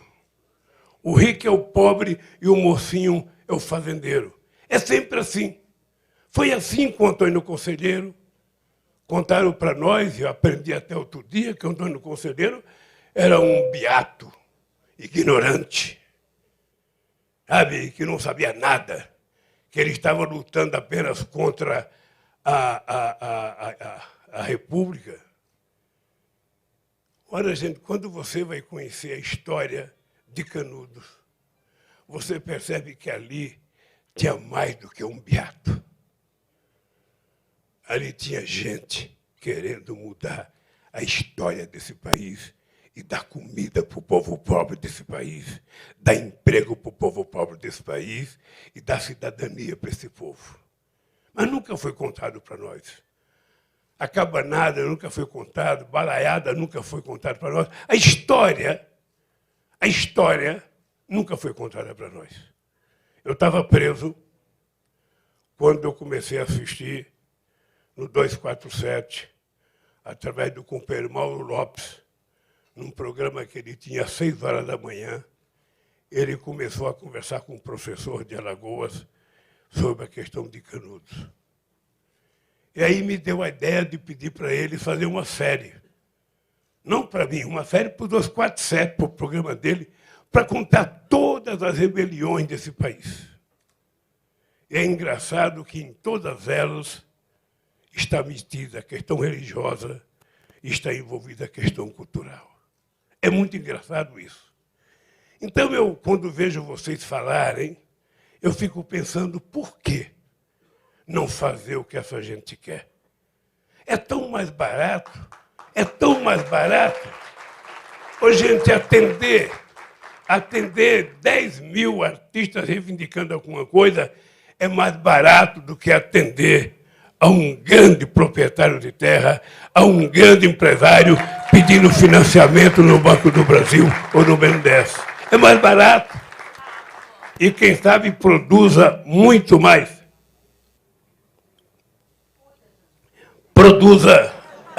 Produza muito mais coisas para esse país. Então, eu, com a ajuda da Janja, que tem sido muito porreta nessa questão cultural, eu resolvi, junto com o companheiro Márcio, que é o secretário de Cultura do PT, Eu resolvi que em cada estado que eu vou, eu me reuni com artistas. Não precisa ser artista famoso, não precisa estar na novela das 8. Pode não ter nem novela.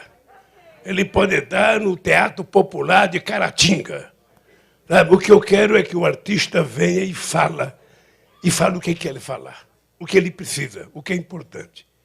E ontem eu falei no encontro, como é que se explica a capital do Brasil, uma cidade que tem no plano piloto a renda per capita mais alta desse país, a maior quantidade de piscina por habitante nesse país, como é que pode o Teatro Nacional estar há 8 anos sem funcionar?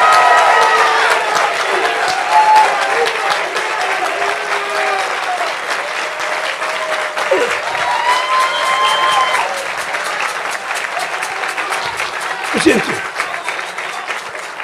é uma coisa inexplicável. Não pode ser por falta de dinheiro.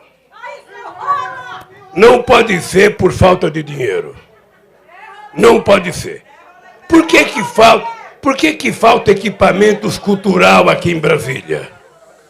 Eu acho que na capital desse país, o presidente da República deveria trazer para o governo federal a responsabilidade de que alguns equipamentos ficassem na responsabilidade do presidente da República.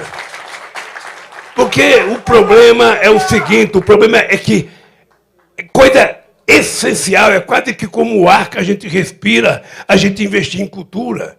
Quantos equipamentos de cultura tem na capital do Brasil? Quantos equipamentos de cultura tem nas cidades satélite? Qual é a possibilidade que o povo tem?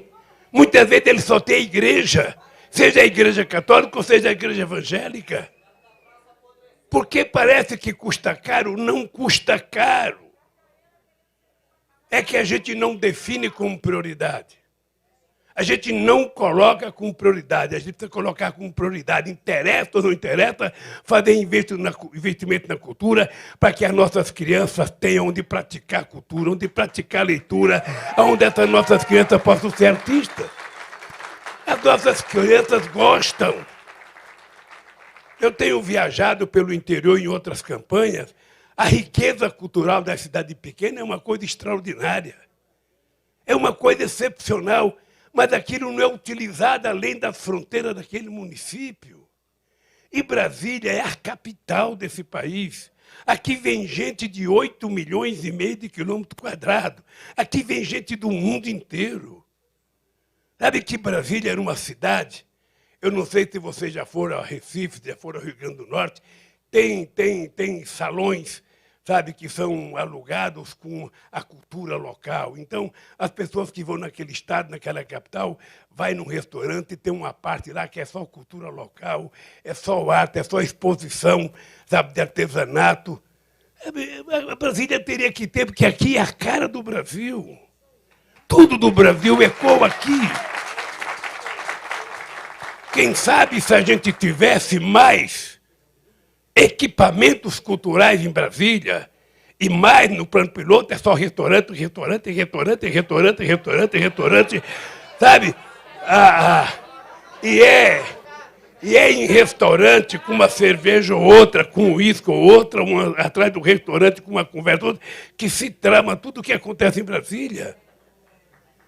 Sabe? Então, se você tem dinheiro para fazer essa podridão chamada orçamento secreto, por que não faz um orçamento público à luz do dia para que o povo conheça onde está o seu dinheiro? Eu vou tentar, se voltar à presidência da República, eu vou tentar fazer o orçamento participativo a nível nacional. Eu não sei se vai ser fácil, não sei como é que pode ser feito, mas a gente vai ter que construir um aplicativo para que a gente possa fazer com que, depois da gente fazer no planejamento o modelo de orçamento, vamos espraiar para as pessoas dizer o que querem nesse país. Porque se não tiver como o povo participar, o orçamento sempre será. A comissão de orçamento é muito famosa desde quando prenderam os 7 anões, vocês estão lembrados? Sabe, não mudou nada, continua a mesma coisa. Então, a questão cultural, para mim, ela é vital. Ela é vital para que a gente possa mudar esse país no século XXI. Eu não vou estar aqui, se Deus quiser, eu posso estar, né? Não me leve, pô. Mas a verdade é o seguinte, é que nós precisamos avançar. Esse país não pode continuar sendo uma republiqueta. Esse país é muito poderoso, é muito grande, gente. Nós temos um povo totalmente especial. Aquilo que muitas vezes as pessoas pensam que é feio é a nossa beleza. O resultado da miscigenação entre índios, negros e europeus deu essa gente que está aqui. E é isso que nós temos que valorizar. E só vai valorizar através da educação e da cultura. Eu lembro que, eu não sei se em 2008 ou 2009, a gente distribuía, o Ministério da Educação era o maior comprador de livros do Brasil. E eu lembro que a gente entregava só para o ensino médio 16 milhões de livros didáticos por ano. Acabou. Acabou. Porque isso não vale para uma parte dessa elite ignorante que governa esse país. Então, o que eu quero dizer para vocês? Nós vamos recriar o Ministério da Cultura. Nós vamos tentar construir em cada capital dos estados brasileiros um comitê de cultura estadual para não deixar no Ministério da Cultura ficar com moleza, para cobrar sempre o Ministério da Cultura. Nós vamos ter que providenciar e financiar o audiovisual nesse país para que a gente possa contar as histórias. Nós vamos ter que criar condições de financiar a produção de livros de pessoas humildes que escrevem um livro e não tem como publicar. Se publica, não tem como vender. Sabe? Então, a gente vai... Eu vou contar uma coisa do artesanato para vocês. Quando eu era presidente da República, eu tinha vontade de presentear todas as autoridades que eu recebesse do presidente dos Estados Unidos e da China com artesanato brasileiro. Tá? Tem coisas maravilhosas. Tem feiras em Pernambuco, tem uma feira exuberante. Na Bahia tem feira, em Natal tem feira. Sabe? Então eu falava, eu quero presentear. Você sabe por que eu não podia presentear? Porque eu precisava fazer licitação. Acontece que eu queria comprar um jumentinho do semiárido, sabe? Não tinha 10 artistas produzindo, tinha um cara que fazia aquilo. Então eu não podia fazer licitação.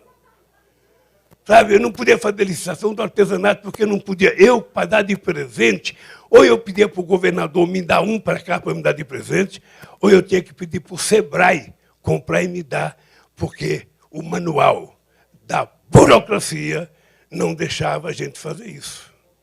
Em nome da honestidade. Na verdade, é em nome da burrice, é em nome da cretinice que a gente não desenvolve muito esse país. Então, eu quero dizer para vocês que nós vamos fazer uma pequena revolução nesse país.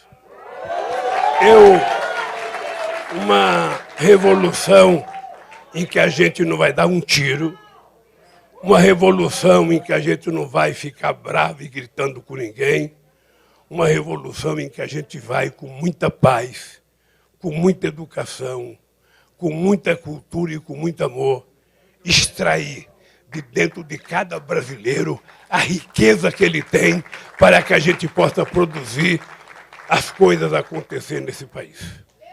Então, eu tenho esse compromisso, além do compromisso, sabe, de recuperar a educação brasileira. Eu fico triste. Sabe por que eu fico triste? Eu fico triste porque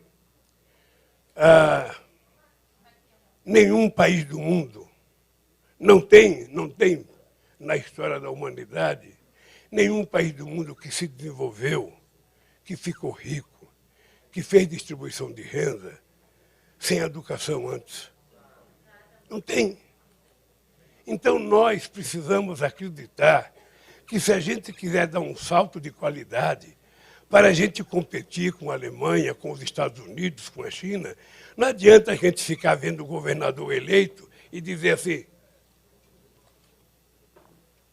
todas as pessoas que são eleitas falam assim, eu vou para a China, eu vou para os Estados Unidos. Não é pelos olhos da gente que eles ajudam a gente. É pela qualidade da política que a gente está fazendo que eles ajudam. Por que eu fiquei respeitado no mundo inteiro? Porque eu criei alguns programas que viraram exemplo nesse país. O Bolsa Família não era pela quantidade de dinheiro. Era porque a seriedade do dinheiro chegar na mão das mulheres era um cadastro único. E a mulher tinha que mandar os filhos na escola, a mulher tinha que dar vacina, a mulher tinha que fazer todos os exames que a mulher grávida tem que fazer. Era a responsabilidade do programa. Qual empresa privada no mundo vai fazer um programa como Luz para Todos? Onde nós fizemos para 16 milhões de pessoas que viviam na base do candeeiro. Por que não era feita a transposição do São Francisco, que desde 1846, Dom Pedro, ainda imperador, queria fazer? É porque era para pobre. O usuário seria o pobre. O beneficiário seria o pobre, então não pode fazer isso. E todo mundo sabe que eu vou governar para todos, mas eu vou governar prioritariamente para o povo pobre, o povo que mais necessita e o povo que trabalha. Agora, a gente não tem que passar a ideia que a gente quer que todo mundo seja pobre, não. Ninguém quer ser pobre. Ninguém quer comer comida de segunda, ninguém quer vestir roupa de segunda, a gente quer ser bem de vida, a gente quer ser bem de vida.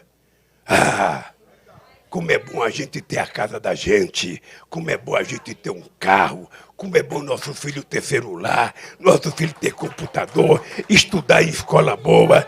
É isso que nós queremos. Eu falo da picanha, porque eu gosto. Tem nada melhor do que você juntar a companheirada e a família e fazer um churrasco comendo uma picanhazinha, uma linguiçazinha e tomar uma cervejinha gelada. Vamos ser francos. Então, é dessas coisas que o povo precisa. Aí o cara vem aqui, o artista desaforado, e fala assim para mim, ô Lula, o que você vai cuidar dos povos de origem? O que você vai cuidar? Pensa que eu esqueci da pergunta? Não esqueci, não. O que você vai cuidar? Porque se ele soubesse, ele me falava. Você acha que se o cara sabe, o cara não vai falar logo? Não, o que eu vou fazer? Sabe o que acontece? Eu tenho orgulho de ter sido no meu governo do da Dilma o melhor momento de cuidado que nós tivemos com os povos originários desse país.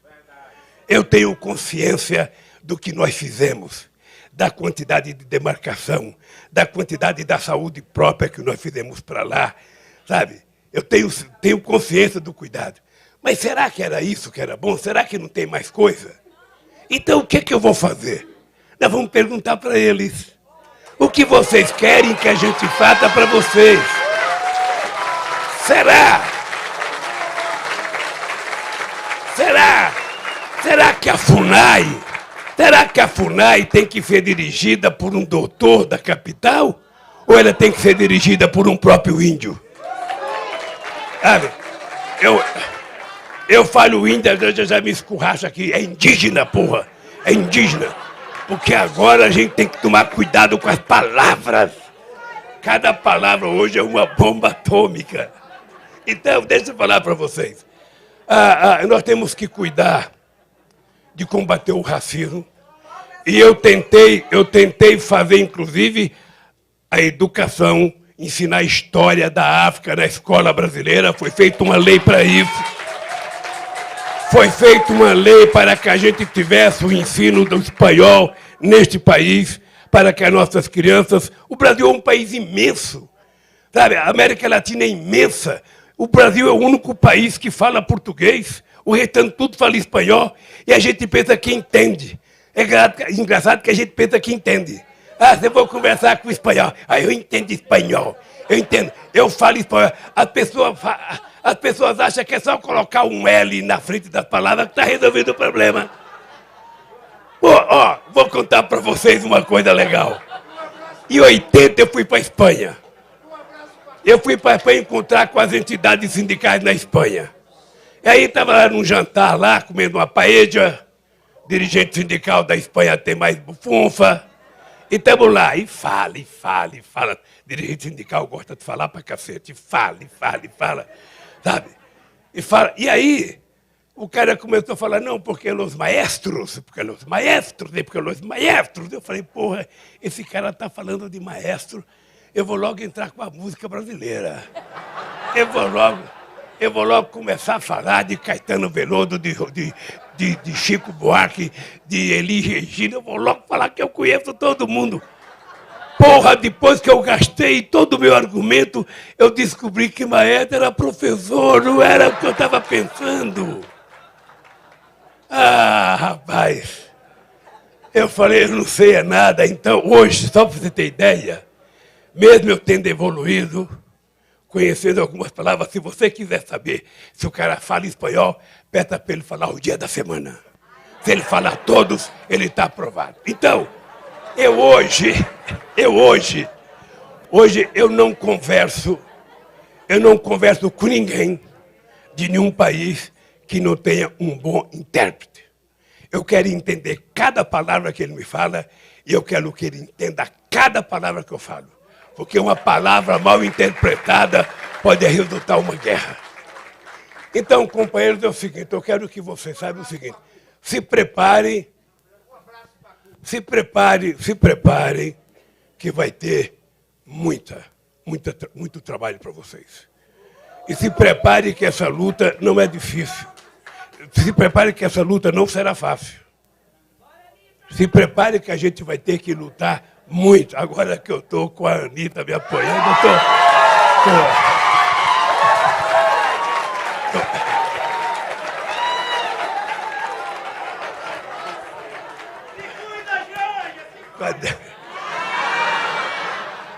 Qualquer dia. Eu vou aprender um rebolado desse qualquer, eu vou. A Janja me ensina. Então, gente, o que eu quero que vocês se preparem, porque nós temos muita tarefa. A primeira é ganhar. Tá? Então, veja, vocês têm que estar muito atentos, porque é preciso enfrentar a questão do fake news. É preciso criar grupos de resposta. Nada pode ficar sem respostas. Eles não têm uns argumentos para falar de nós. E nós temos as armas mais importantes, que é o nosso legado. Em todo estado que eu chego, veja que engraçado, eu ando com o Alckmin, que é meu vice. Mas eu disse para o Alckmin outro dia, eu duvido que o Fernando Henrique Cardoso tenha colocado em São Paulo a quantidade de dinheiro que eu coloquei. Duvido. Duvido que alguém tenha colocado o dinheiro em Brasília como eu coloquei. Duvido.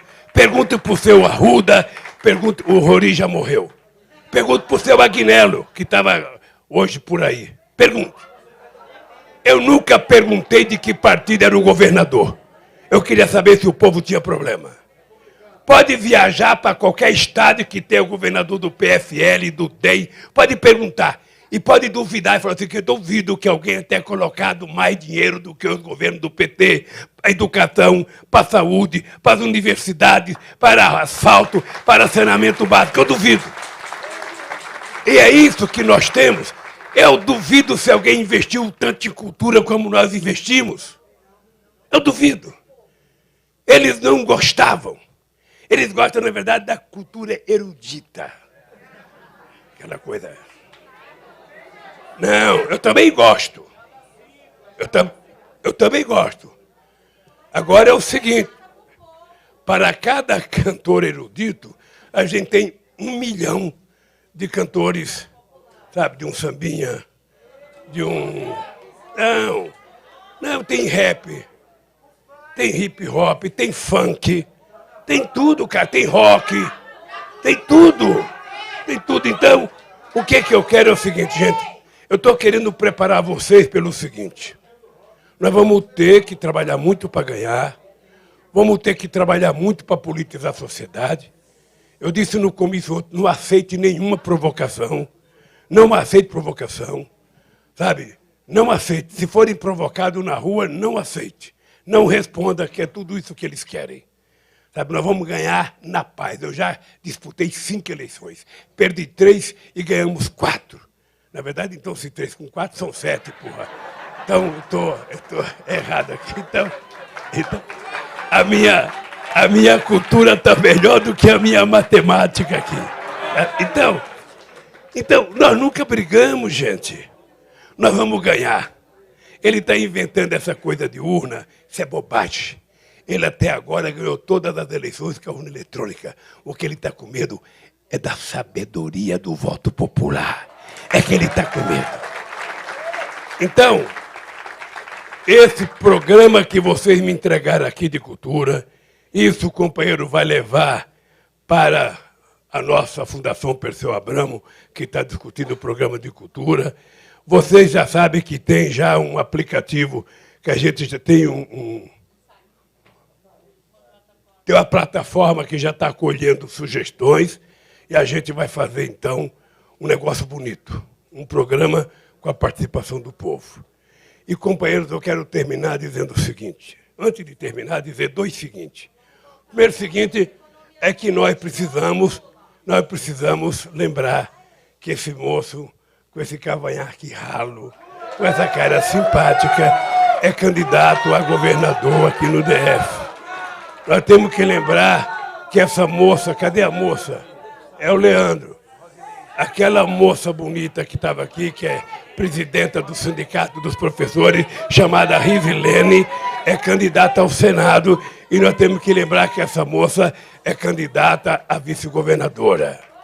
E eu queria que vocês soubessem o seguinte. Eu queria que vocês tivessem consciência do seguinte. Eu vou repetir uma coisa que eu falo em todo lugar. Eu tenho 76 anos de idade. Eu já fui o melhor presidente da história desse país. Qualquer pesquisa que você fizer, o presidente do Brasil mais respeitado no mundo inteiro. Eu poderia agora ir para casa. Casei dia 18 de maio, porque eu não sou daqueles caras que arruma namorada e fica. Não. Comigo eu quero me casar para me comprometer diante do padre. Sabe? Que amor verdadeiro na doença e na saúde, na tristeza e na alegria, na derrota e na vitória. E ela veio para a vitória agora. Então, você acha que um cara como eu, que poderia agora pegar a casa de amigo na Bahia, em Brasília, em Pernambuco, no Rio Grande do Norte, e descansar com a Janjinha, eu estou aqui. Eu estou aqui. Sabe por que eu estou aqui? Porque eu tenho uma causa. E a Janjinha tem uma causa. E eu já sonhei muito com esse país. Muito. Eu já tive... Eu já sonhei com esse país. Eu sonhava em acabar com o analfabetismo. Eu não suportava a ideia de que o Nordeste tinha mais gente saindo da escola do que entrando, que tinha mais crianças morrendo de fome subnutrida do que gente vivendo. Eu não aceitava a ideia de que tinha menos doutor e menos mestre no Nordeste. E eu não queria tirar nada de ninguém, eu só queria que o Nordeste, o Norte e o Centro-Oeste fosse igual o restante do Brasil. Eu não quero ocupar o lugar de um rico na universidade. Eu não quero tirar um rico da universidade para colocar um pobre. O que eu quero é que o pobre tenha as mesmas oportunidades que tem o rico.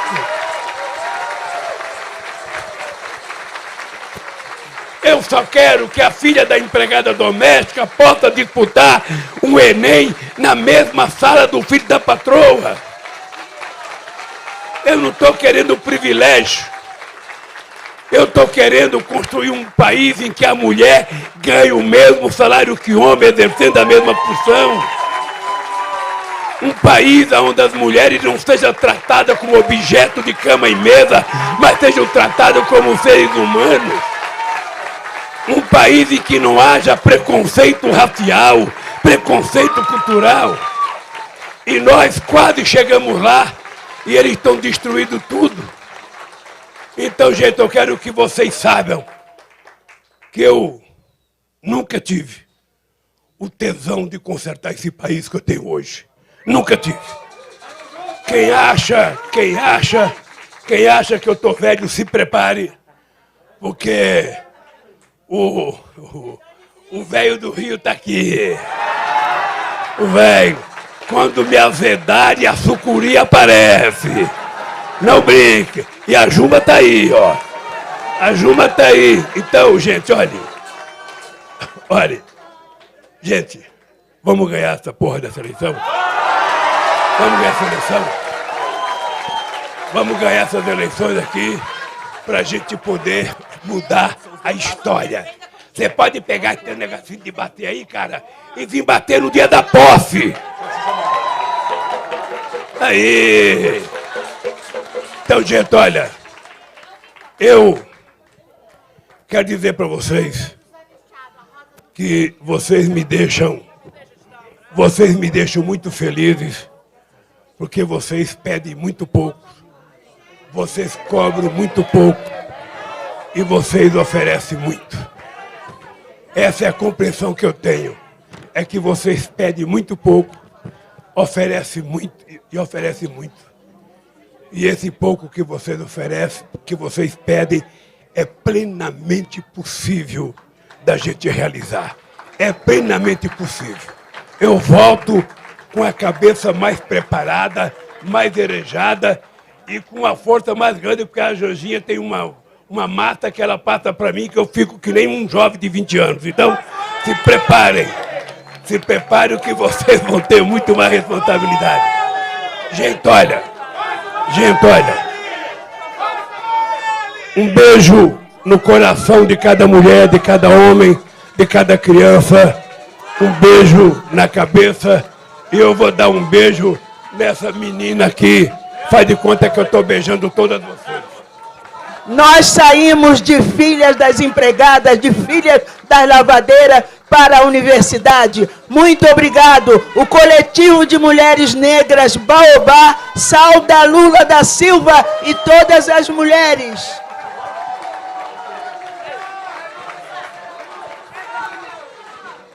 Gente, por favor, não invadam o palco, por favor. Está muito crítico aqui, por favor. Márcio.